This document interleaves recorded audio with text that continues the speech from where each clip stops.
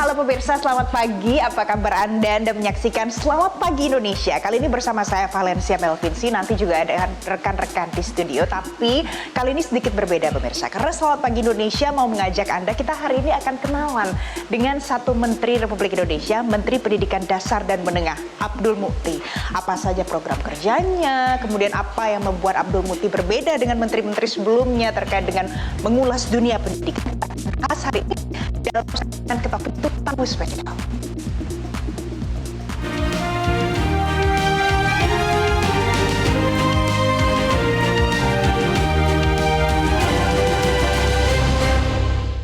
Nah, pemirsa, sebelum kita bahas dan berbicara lebih lanjut lagi dengan Abdul Mukti, saya mau ajak Anda kita simak informasi yang satu ini karena Kementerian Pendidikan Dasar dan Menengah ini adalah salah satu pecahan dari yang sebelumnya kita kenal dengan Kemendikbud.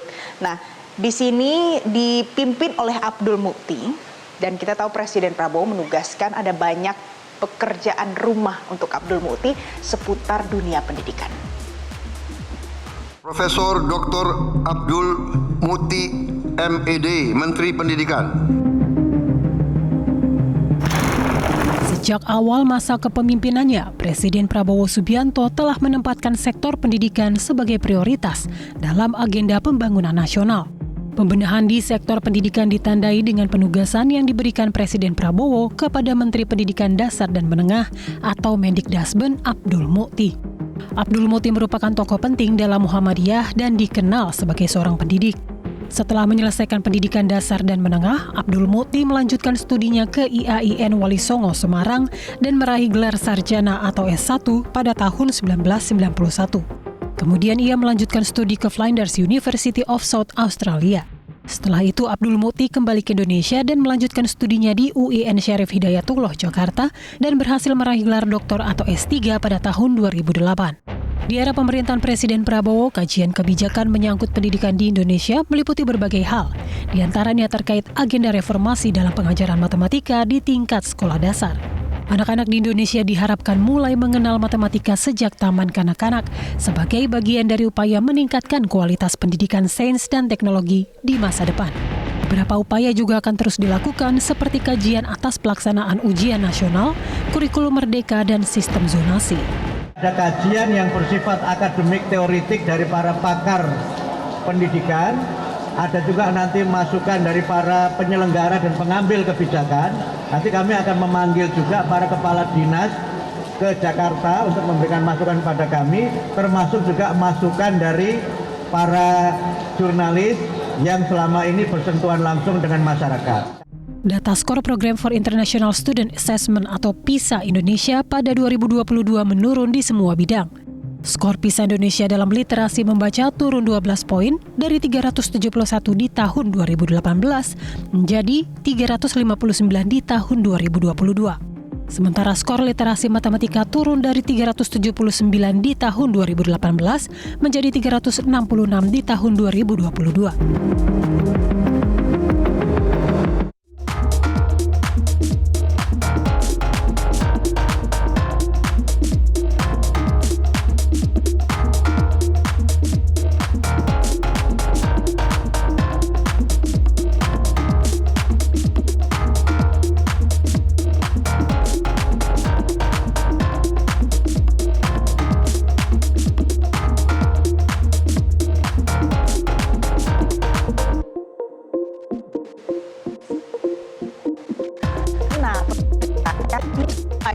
Kita bincang pagi dengan Abdul Mukti, Mendikdasmen Republik Indonesia. Saya saat ini ada di kantornya. Jadi seperti ini pemirsa kantornya. Ada di Jalan Jenderal Sudirman.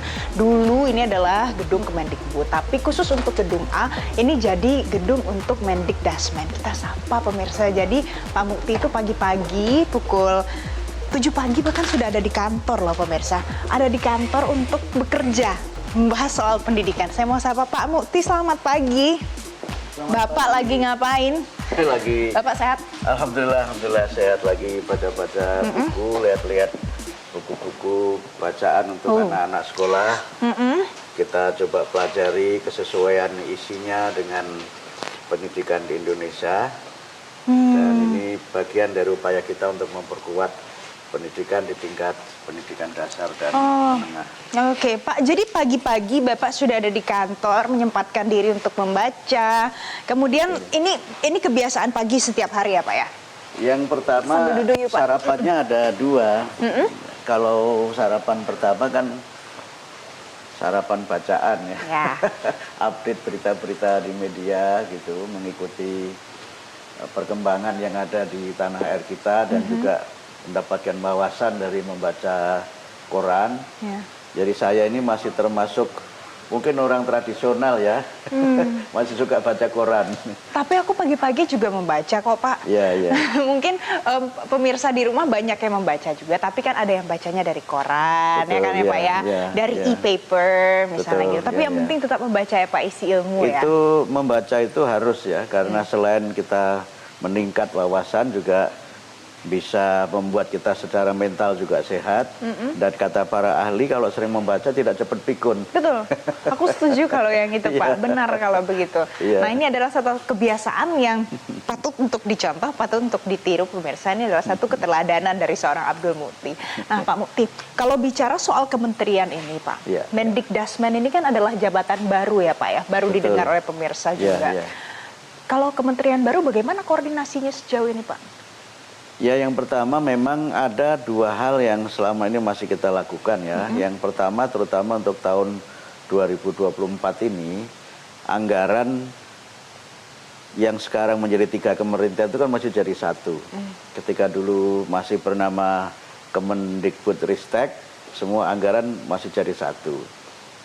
Sehingga ketika sekarang sudah menjadi 3, Kementerian Kebudayaan dan Kementerian Pendidikan Tinggi Sains Teknologi, maka harus ada komunikasi bagaimana supaya anggaran 2024 ini bisa kita selesaikan bersama-sama dengan komunikasi yang baik antar para eselon. Kemudian yang kedua, untuk tahun 2025 tentu sudah ada program-program yang memang sudah ditetapkan untuk masing-masing kementerian. Hanya yang sekarang memang masih juga perlu kita selesaikan soal kantor. Soal kantor ya, Pak? Karena dulu kan semuanya bersama-sama, sekarang kan sudah 3 kementerian di komplek yang sama. Sehingga untuk sementara Kementerian Kebudayaan masih menempati di Gedung E, yang di situ juga ada beberapa direktorat yang bagian dari Kementerian Pendidikan Dasar dan Menengah. Kemudian Pendidikan Tinggi Sains Teknologi masih menempati Gedung D, yang dulu adalah memang kantornya Dirjen Pendidikan Tinggi, sementara juga ada sebagian ruangan kita yang juga ada di Gedung D. Tapi secara program, saya kira sudah masing-masing kita akan menjalankan apa yang menjadi kebijakan Pak Presiden dan apa yang memang menjadi bagian dari upaya kita di Kabinet Merah Putih ini untuk bersama-sama memajukan bangsa dan negara. Oke, pada dasarnya soal kantor bukan masalah ya, Pak.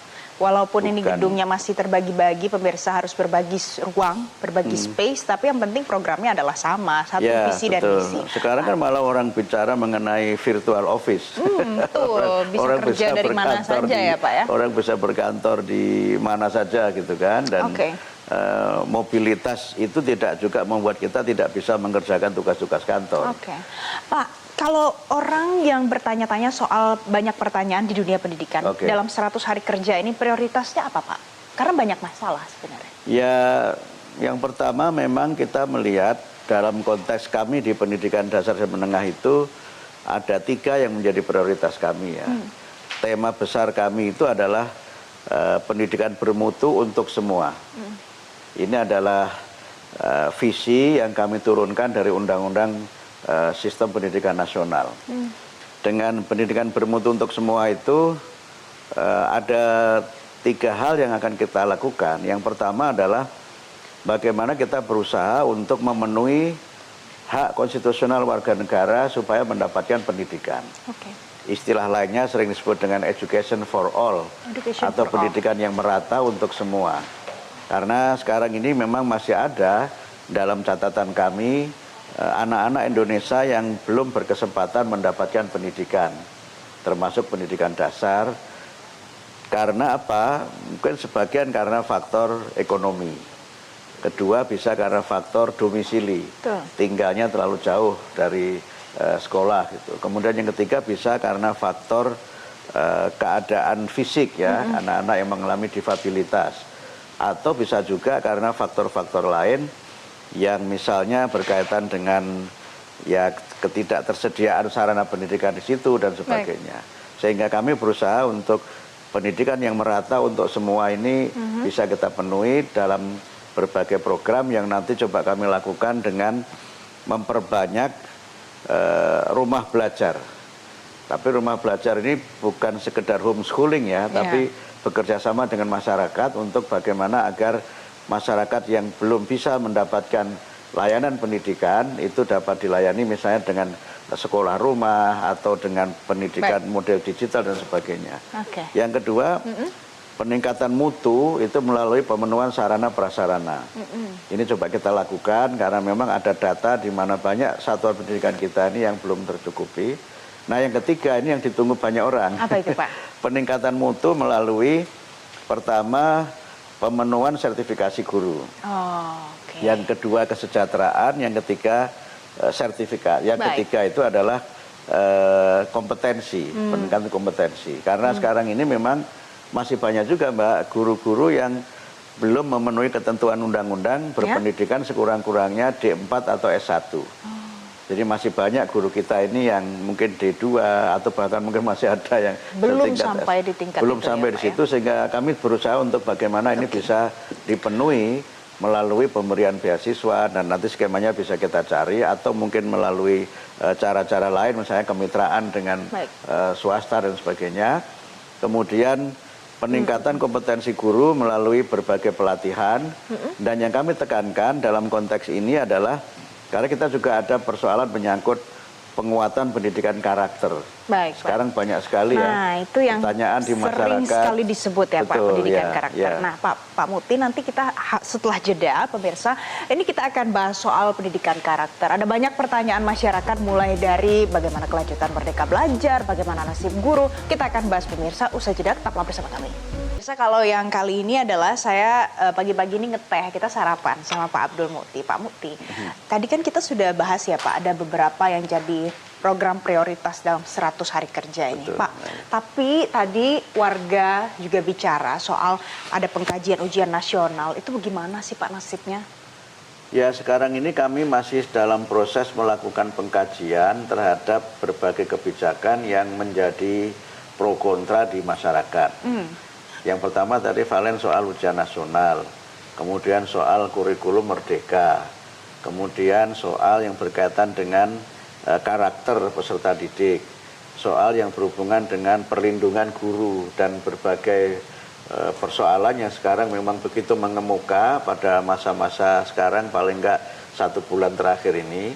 Karena itu sekarang yang sedang kami lakukan, yang pertama kami seperti yang juga saya sampaikan di media ya, saya dalam masa paling tidak 1 bulan ini berusaha menjadi pendengar yang baik. Jadi kami beraudiensi, bertemu, bersilaturahim dengan para penyelenggara pendidikan. Kemudian nanti kami juga akan undang para peneliti untuk menyampaikan hasil-hasil kajian mereka mengenai asesmen nasional, ujian nasional dan sebagainya. Kemudian juga terkait dengan zonasi ya, zonasi PPDB. Kami juga nanti insya Allah hari Senin yang akan datang akan mengundang para kepala dinas seluruh Indonesia untuk memberikan evaluasi kepada kami bagaimana pelaksanaan zonasi itu dan apa saran-saran mereka untuk masa yang akan datang. Kemudian juga berkaitan dengan pendidikan karakter misalnya, kami juga akan melakukan itu dan evaluasi ya Pak pada dasarnya. Evaluasi untuk termasuk 1 bulan ini.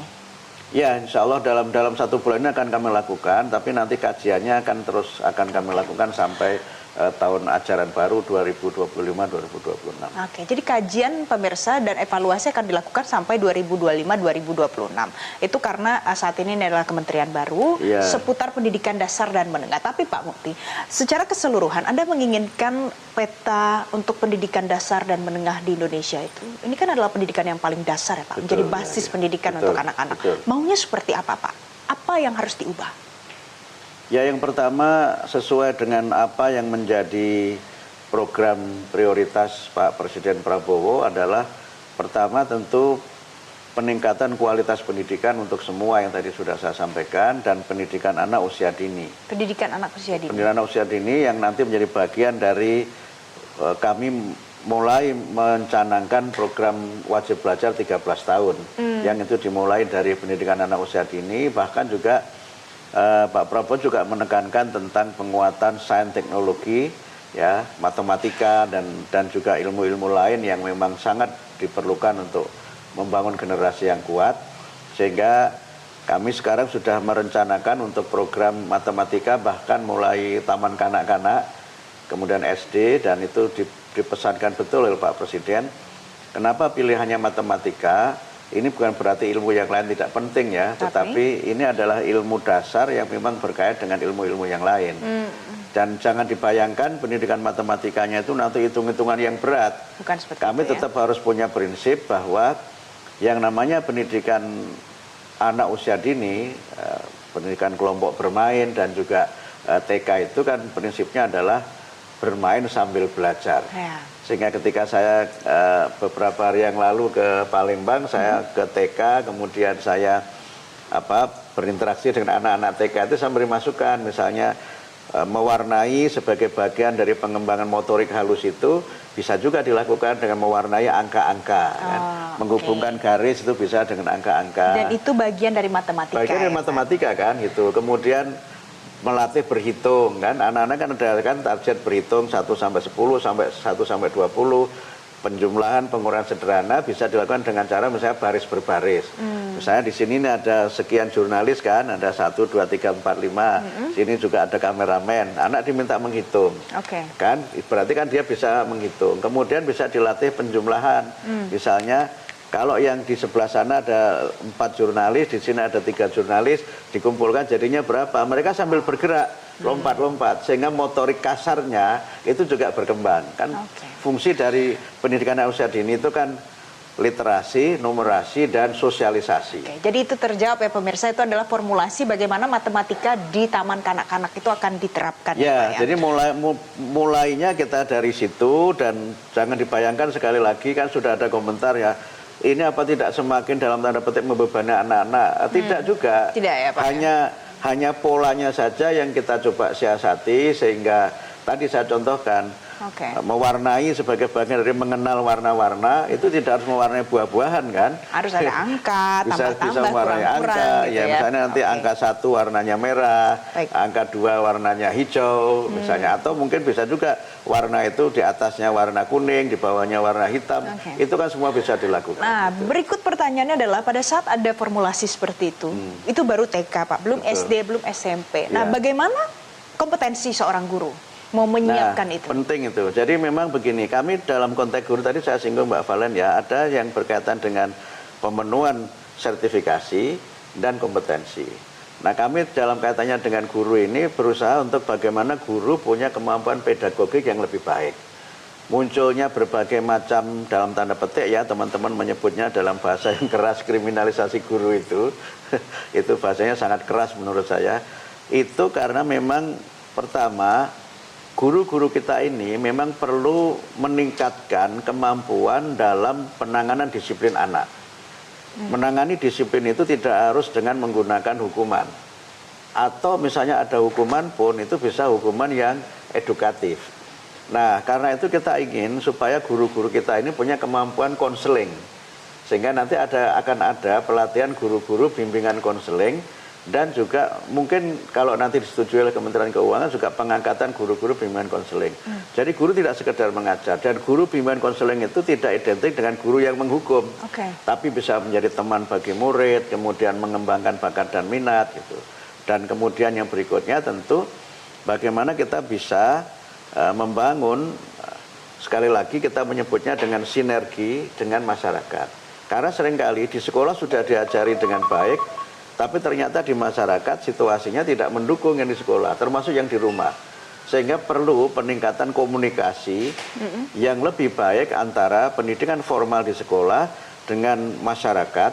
Karena itu kami berusaha untuk pendidikan informal yang berbasis keluarga, dan juga pendidikan non formal yang bisa saja berbasis tempat ibadah, kemudian kelompok-kelompok ini, Mbak Valen, yang memungkinkan anak-anak ini saling bertemu satu dengan yang lain. Kalau misalnya nanti bisa disetujui, misalnya ini tentu kan ranahnya ada pada kementerian lain ya. Misalnya perlu di masyarakat itu dalam sebuah komunitas itu ada tempat bermain. Kalau di negara-negara maju itu kan selalu ada namanya ruang terbuka kan, ada public spheres yang di situ masyarakat bisa saling berolahraga, saling berkumpul untuk kegiatan-kegiatan kemasyarakatan. Nah kita ini kan kekurangan sarana seperti itu sehingga anak-anak muda kita ini itu memang mengalami tekanan psikologis yang tinggi yang kadang itu memang kemudian terbawa ke sekolah. Termasuk tekanan psikologis juga dialami guru. Betul.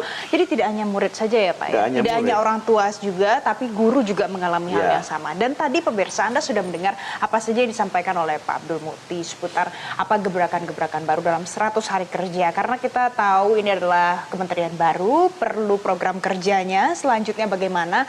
Dan yang lebih jelas lagi adalah pemirsa, kalau kita perlu menunggu proses ini berjalan seiring berjalannya waktu. Begitu ya Pak ya? Ya, ada satu yang nanti akan saya mulai di semester depan, di bulan Januari itu adalah kami menyebut dengan gerakan kebiasaan anak Indonesia hebat.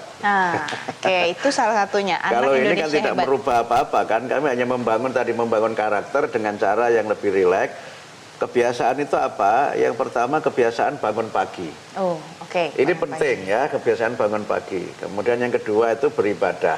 Jadi tadi Mbak Valen sebelum saya baca Quran, saya juga sudah baca Quran gitu.